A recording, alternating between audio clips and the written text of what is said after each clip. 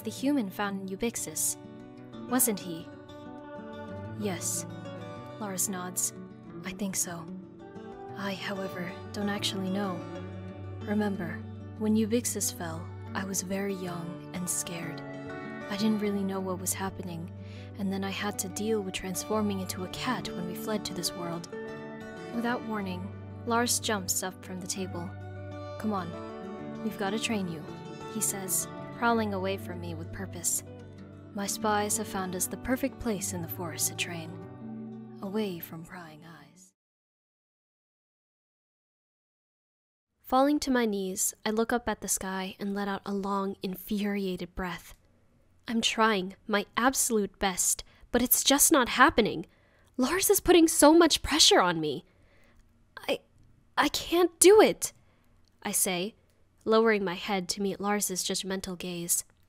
Laying on the green grass, Lars looks around at the secluded field we are training in. My thoughts turn to the fact I think he thinks I'm a failure. As the gentle breeze lifts my hair and parts of my traditional Grimalkin armor clink against my body, I form a fist and hit the floor in frustration. Why isn't this working for me? I scream, hitting the floor once again. This connection you keep telling me about, it's not real. It can't be. That's why I can't feel it. Lars purrs as he stretches out his legs. His relaxed attitude is starting to annoy me. I'm working my ass off in the midday sun, and he's just laying there. You're not answering me, I hiss, throwing the sword I've been given to the floor. As the heavy short sword falls to the ground with a metallic clunk, Lars smirks at me before rolling his eyes. Princess, he says, flicking his tail. I know it's frustrating that I'm pushing you day and night with this, but you must be ready for what's to come. Feeling the pressure, I lower my head and look at the grass. Lars sits next to me on the floor and starts rubbing his face against my leg.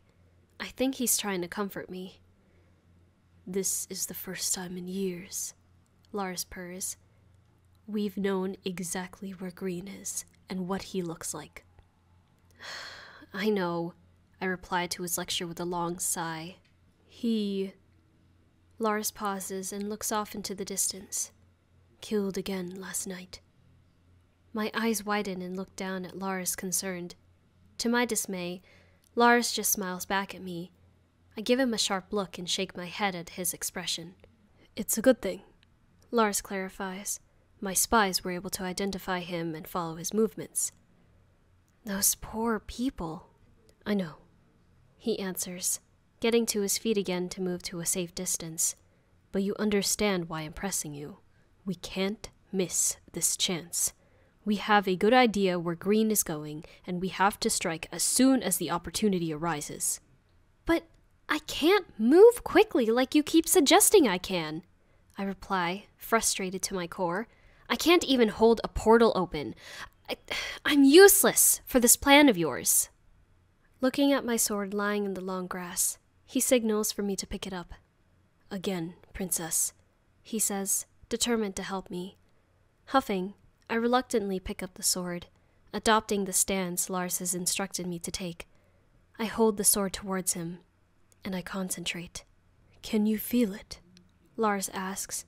A deep connection within your body tissue. Do you feel a tight spring ready to uncoil at any moment? Do you feel your inner self wanting to empower you? Do you feel your natural connection as a Grimalkin to our home world? Let it be part of you. Let it enrich your soul.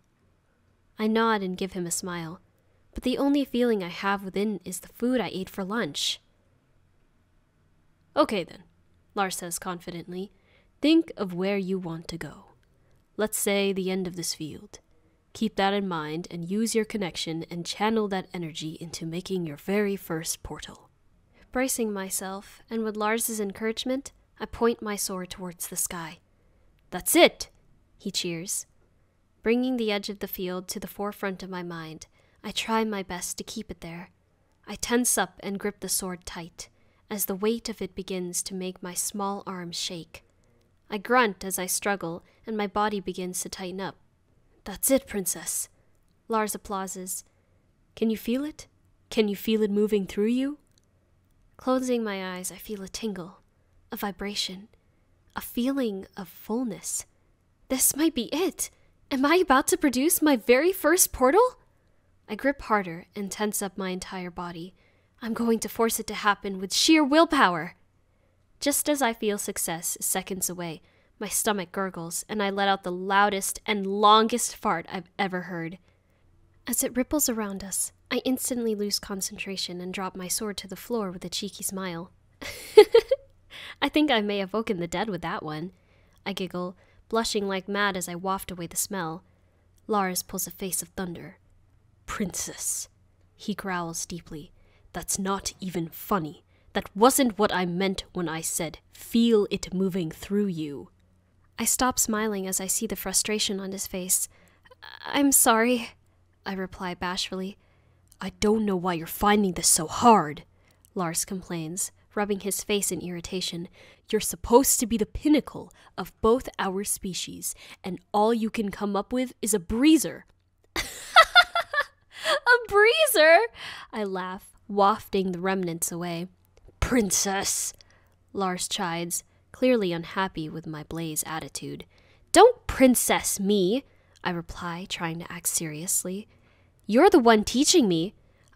"I'm doing my best," he says as his voice cracks with emotion.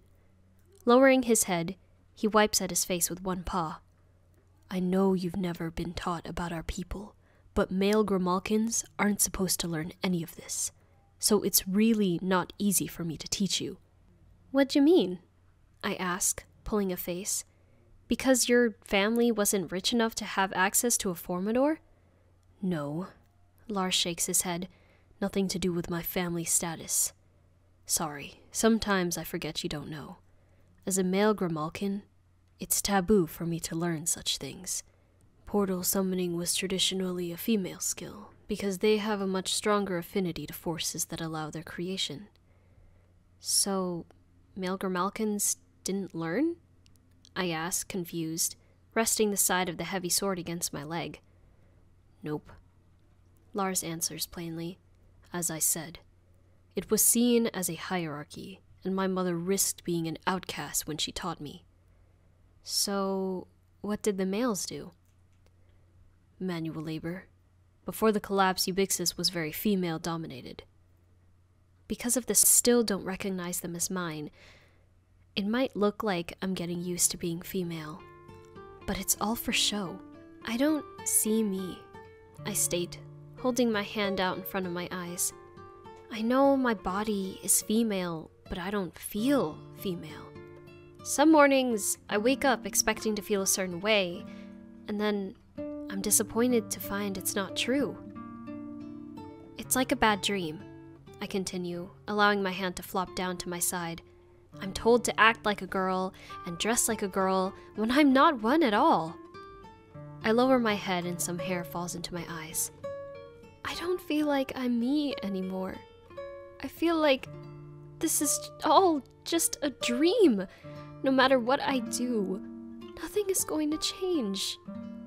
I look at Lars and a single tear runs down my cheeks. Am I stuck this way? Am I stuck as a girl, as your apparent princess? Expecting Lars to brush off my comments about my gender, like he usually does, he just remains silent. I patiently wait for his response as more tears fall from my face, but he just looks up at the sky. You'll realize he's upset.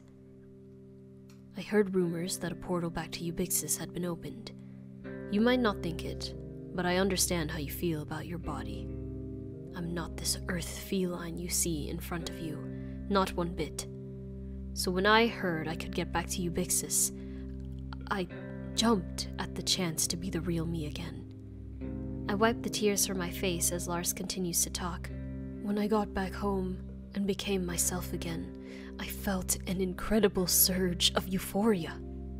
He lowers his face. But obviously, the state of our home world meant I couldn't stay. I had to come back through the portal. I nod, but wonder why he's telling me this. I've already seen what it's like. As I came back through the portal, I came across a group of Grimalkins attacking what they claimed to be a virgin Formidor. I watch as Lars' face contorts, like he's finding it hard to recount the story.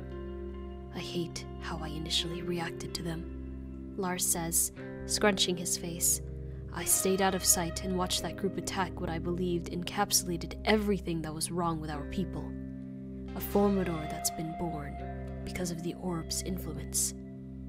Lars looks off into the distance. You've got to understand, Mitzi. Those who couldn't change hate them. We blame them for not wanting to help us all. I didn't know any different. What happened to them? I ask, leaning forward with interest. They dragged her into the portal, he answers, still looking away. I did nothing to stop them. Did she die? No, Lars replies, clearly upset. At that moment, I wanted to join them and see if I could get myself transformed, so I followed them in. What I saw still haunts me. I watched as tears form in his eyes. That Grimalkin they'd captured and forced to do what they wanted, he says in pain, was Lorelei. Seriously? Lars nods.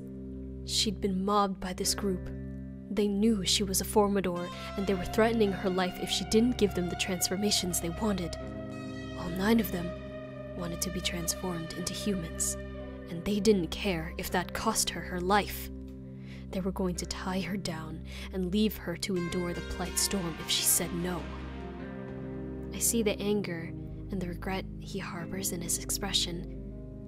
What happened? I ask softly, unsure what else to say. Being the person she is, Lars answers, wiping his eyes with a single paw. She fought them, as much as she could. Lars breaks down and starts sobbing. His calm and calculated demeanor is out the window as he shows me his inner demons. I just sat there and watched, he howls in pain. I didn't come out until she was down to her last 2 lives. You saved her, right? Rubbing his face with his paw, he nods. Of course. The plight had set in as I built up the courage to stop them. However, that meant I couldn't get her back to the safety of the open portal. As the plight raged around us, I carried her on my back until we came across that small shack I took you to. Lucky for us, it had shelter and some supplies. Lars composes himself. Don't tell her this, but I feel so ashamed of how long it took me to react. My anger for her kind paralyzed me. To ease the guilt, I nursed her back to health over several months.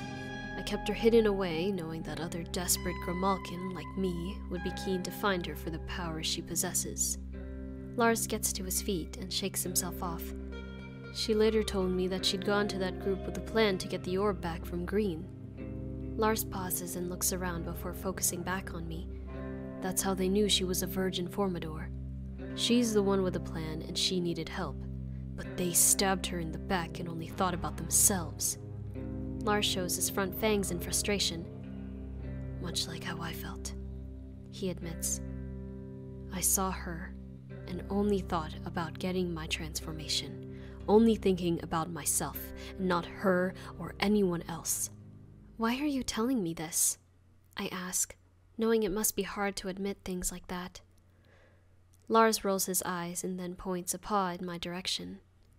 I want you to know that I understand the dysphoria your body gives you, he replies. Lorelei offered me the chance to be human once I'd nursed her back to health, but I couldn't do that to her. Part of me starts to feel guilty about my constant moaning. Since becoming a girl, I've complained nonstop about my hair, clothes, and cat features, but something sticks in my mind from when I met Lorelei. Lars, I say curiously, has Lorelei been living in that shed ever since? No. We joined my father and a group of other Grimalkins who were trying to help out our kind. They'd managed to start a company that was a front to helping Grimalkins displaced here. Being the kind and caring person she is, Lorelei used what little life force she had left to aid my father with his crusade. Lars again looks in pain as he's unable to hold eye contact. Me and Lorelei fell in love. And even though I'm in this feline form, I started to feel like I finally belonged somewhere. That didn't last long. He continues as his expression becomes sour. So many good people died that night. Kind and selfless Grimalkins pursuing a way to help the rest of our kind trapped on this world, slaughtered in cold blood. I pull a face, curious to know more. Deep down, I already know the answer to my question. That's right. Lars nods, reacting to my expression. Green killed them all, and all we'd worked for was destroyed. My mouth opens wide. I just stare in Lars's direction. I'm sorry, I say softly, empathizing with him for the first time. Lars cracks a smile. Don't be sorry, he says as his eyes gleam with newfound determination. I just wanted to share that with you in hopes that it might help you. I know it's difficult to accept that you aren't what you feel you should be, but this might be our chance to do something great. To do something that is beyond both of us.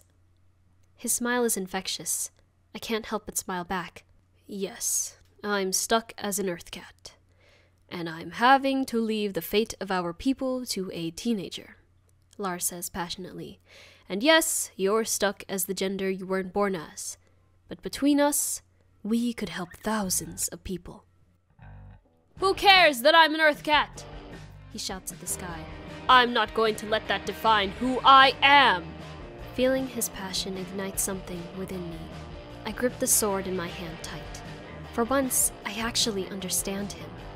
I raise my sword into the air, and this time, I really want it. I'm not a girl, or a princess, I scream, pointing the sword to the heavens. But saving lives is what will define me. This is who I am destined to be. As a dim blue light emanates from the tip of the sword, I feel a deep vibration in my chest and in my heart. You're doing it! Lars screams out with excitement. I stare at the single point of light, and deep in my soul, I feel a connection to generations of Grimalkins. Like muscle memory, I draw a perfect circle in the air with the tip of my blade. Princess! Lars shouts, jumping with joy. You did it! You're ready! Ecstatic, I can't stop smiling. I feel different.